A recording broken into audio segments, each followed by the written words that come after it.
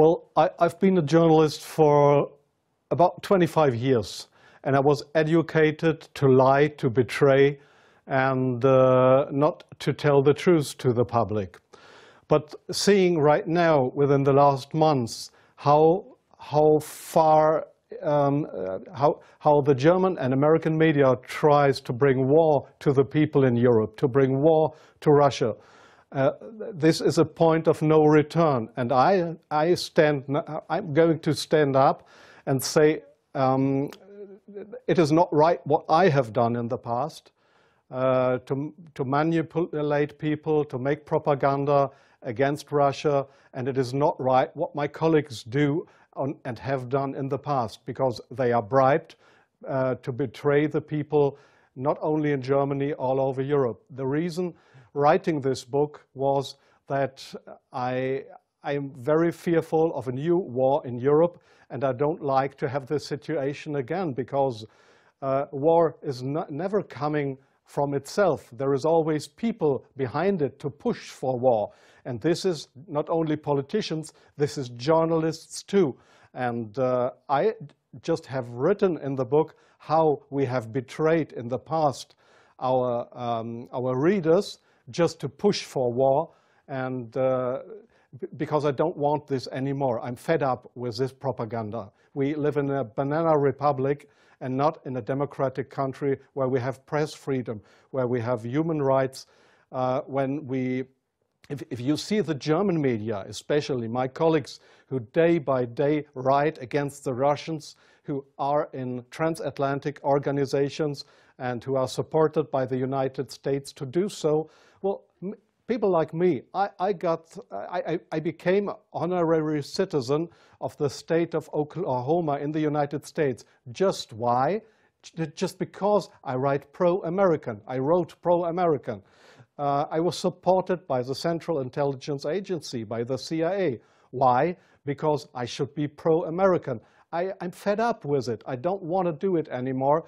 And so I've just written a book not to earn money. No, it will cause a lot of trouble for me, just to give the people in this country, in Germany, in Europe, and all over the world, just to give them a glimpse of a view what goes up behind the closed doors. Yes, there is many examples for that. If we go just back to history, if you go into the year 1988, if you go to your archives, you will find in March 1988 that there was in Iraq, the Kurdish people have been gassed with poisoned gas. That is known all over the world. But in July 1988, they sent me to a town called Zubaydat, that is on the Iraqi-Iranian border. There was war. It was war between the Iranians and the Iraqis, and I was sent there to photograph how the Iranians have been gassed with poisoned gas, with German poisoned gas. You call it Lost and Zarine, mustard gas, made by Germany. They have been gassed, and I was there to make photographs how these people have been killed by poisoned gas from Germany. When I came back to Germany, there was just one small photo in a newspaper, in the Frankfurter Allgemeine, and there was one small article not writing how impressive, brutally, how unhuman, how terrible it was to kill decades after the end of the Second World War, people with German poisoned gas.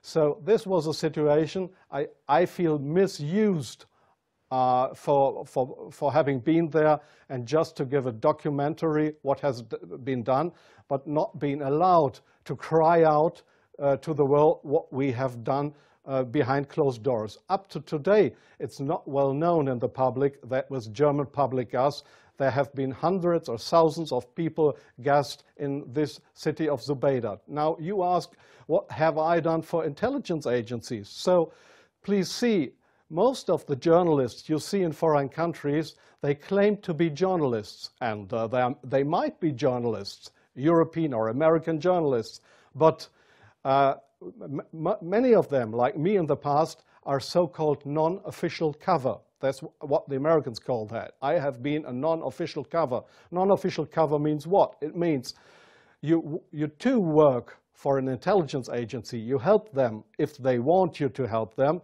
but they will never,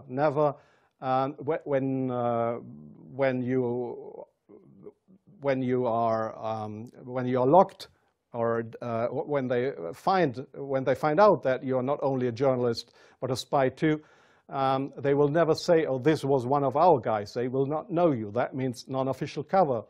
So I have helped them in several situations, and I feel ashamed for that too now. Like I feel ashamed that I have worked for a very recommended newspaper like the Frankfurter Allgemeine, because I was bribed by billionaires, I was bribed by the Americans not to report exactly the truth, but I just imagined in my car while I was driving to this interview, I just tried to work out in my brain what would have happened if I would have written a pro-Russian article in the Frankfurter Allgemeine. Well, I don't know what would have happened, but we were all educated to write pro-European, pro-American, but please, not pro-Russian. So I'm very sorry for that, but this is not what I understand for democracy and for press freedom. I'm very sorry for that. Well, yes, I understand your question very well. Germany is still a kind of a colony of the United States. You see that in many points, like the majority of the Germans don't want to have nukes in our country, but we still have American nukes. So we are still a kind of a colony of the Americans.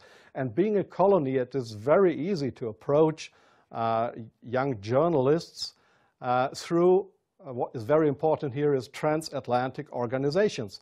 All journalists from really respected and recommended big German newspapers, magazines, radio stations, TV stations, they are all members or guests of those big transatlantic organizations. And there, in these transatlantic organizations, you are approached to be pro-American, and there is nobody coming to you and saying, well, we are the Central Intelligence Agency, would you like to work for us? No, this is not the case how it happens.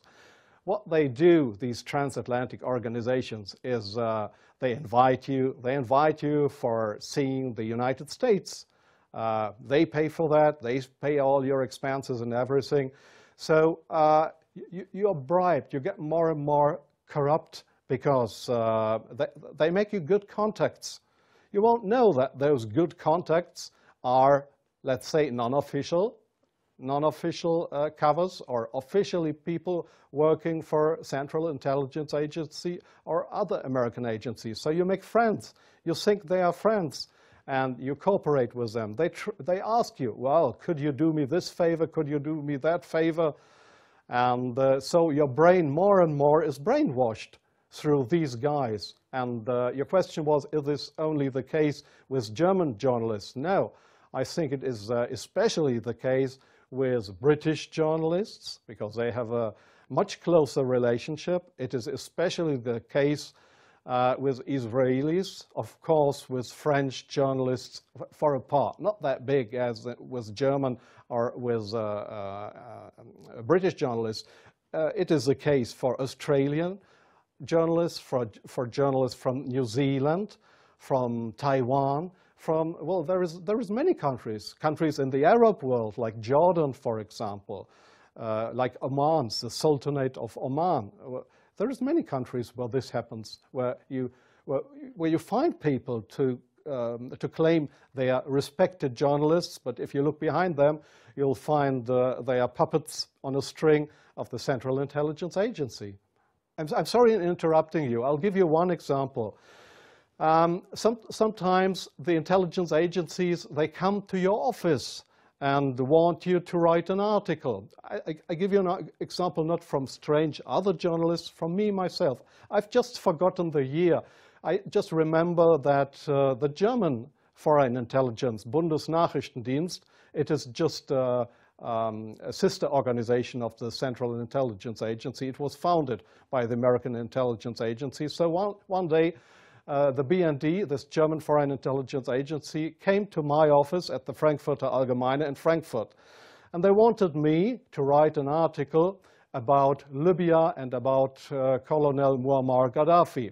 I had absolutely no secret informations regarding Colonel Muammar Gaddafi and Libya.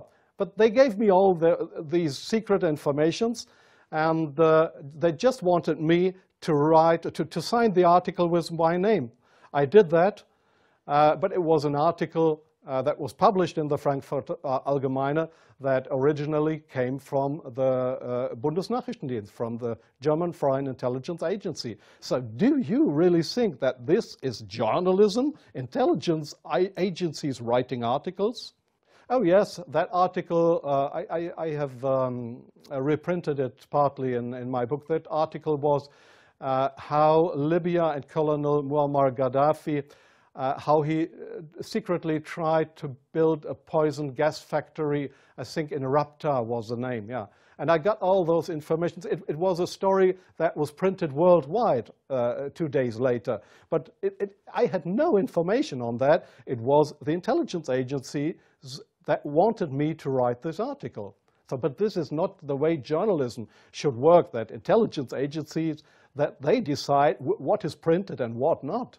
If I say no, I give you an example from a very good example if you say no. Well, we have a rescue unit in Germany with helicopters for traffic accidents. It's called, they call themselves the Yellow Angels. There was one guy who didn't want to cooperate. He was a pilot of the helicopter service of the Yellow Angels in Germany. This guy said no to the Foreign Intelligence Service, Bundesnachrichtendienst, when they approached him and wanted him as a non-official cover to work for the German Foreign Intelligence Agency, under, just to pretend to be somebody from the Yellow Angels. So what happened was that he lost his job. And the court in Germany, the judge decided that they were right, because such a guy could not be trusted. He was kicked off his job because he didn't cooperate with the Foreign Intelligence Service. So I knew what would happen if I would not cooperate with intelligence services. Well, I have had, let me say, 6 times my house was house searched because I was accused by the public prosecutor, the German public prosecutor. I was accused of leaking secrets of states. 6 times house searched. Well, they hoped that I wouldn't do that ever again. But I think it's worse that the truth will come out one day. The truth won't die. And I don't mind what will happen. I've had 3 heart attacks. I have no children. So if they want to bring me to court or to prison, so it's worse for the truth.